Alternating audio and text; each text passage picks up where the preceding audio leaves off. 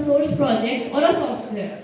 It is a project or a software that is free of cost, publicly accessible, free to use and modify, and free to distribute. Okay, so that means anyone can access the open source projects as well as make changes to the projects. Okay, so the open source is all about community and collaboration. Okay, and the platforms used for open source are GitHub and GitLab. So now the question comes, why should anyone make changes to the open source projects? Or why should you contribute? What is the benefit? Okay, so the first benefit is you gain confidence as a developer. So for example, if you contribute to a JavaScript project, then your JavaScript skills will get enhanced, right? And the second benefit is network and collaboration. Because as you will contribute to someone else's project, then you will interact with many people, right? And so your network will expand. And you can also learn from those people, as well as you can get more job opportunities. And it also improves your soft skills because you are interacting with many people.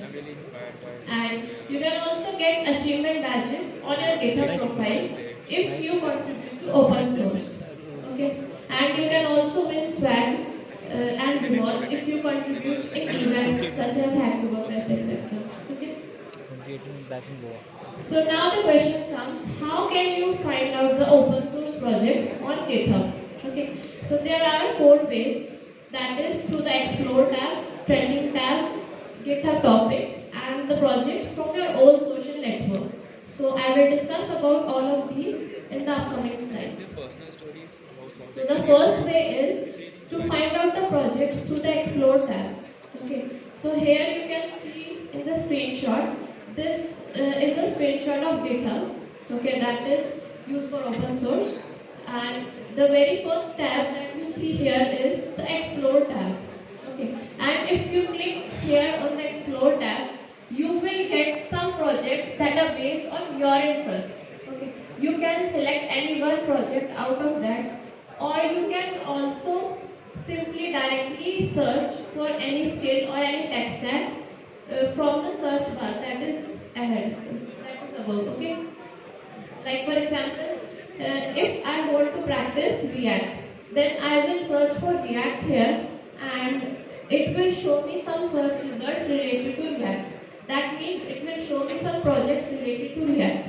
Okay, and out of these many projects, I have to select only one project that on which I need to contribute. Okay, so there are some criteria which I will follow to select a project. The first criteria is the project should have more number of stars, but this one is optional.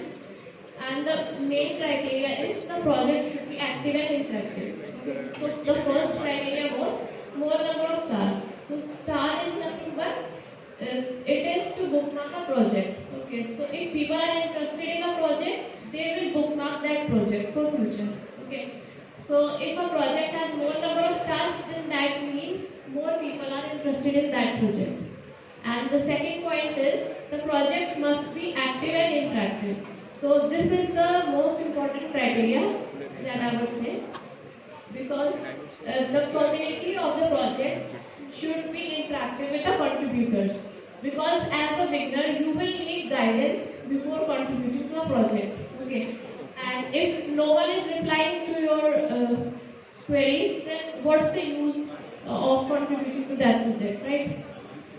So you can analyze this by analyzing the closed pull request, or simply saying you can analyze the previous conversations to check whether a community is active and interactive or not. Okay?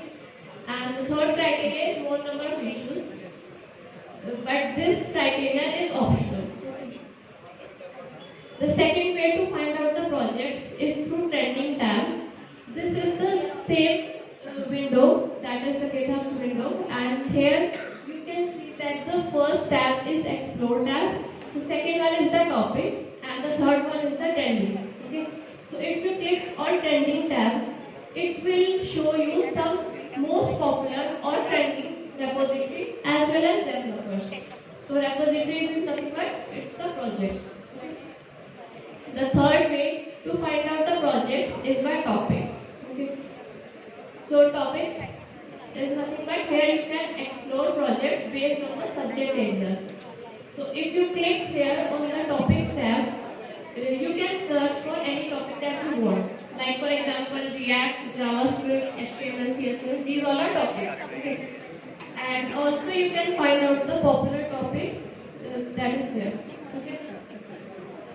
You can also find projects through your social networks. That means if you have some friends who have open source projects on GitHub, then you can go on and contribute to those projects as well.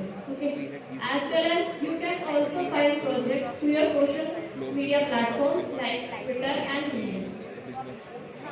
So these were the ways in which you can find projects. And the next step after finding the project is to contribute to a project. Okay. So there are some ways in which you can contribute to a project. The first way is you can solve issues and create pull requests. So that means each project has some issues, right? And if you know how to resolve an issue, you can create a pull request. Pull request is nothing but it is a request that you as a contributor make to the maintainer of that project. That means you as a contributor are not the owner of the project, right?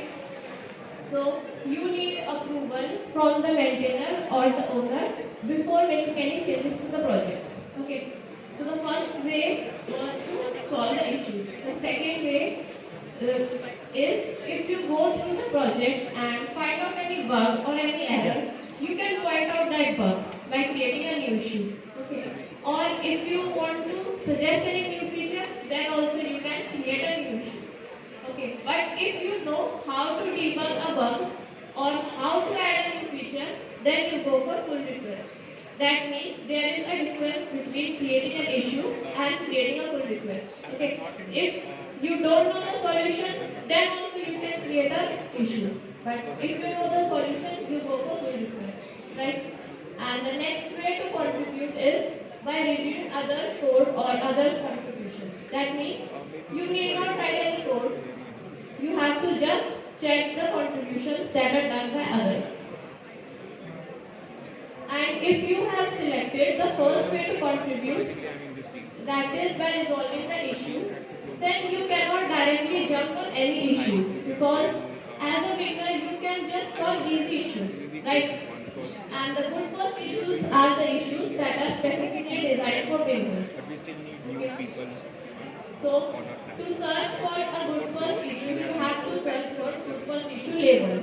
So label is nothing but it is a category of issues.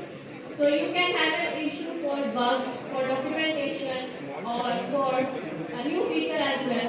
Okay. So if you are a beginner, you search for good first issue label. There are some resources for beginners. The first resource is GitHub official documentation, and the second and the third resources contains the issues that are specifically designed for beginners. Okay, and you can connect me on Twitter, GitHub, LinkedIn, as well as YouTube. And all my links are there in this link. Okay, thanks for listening.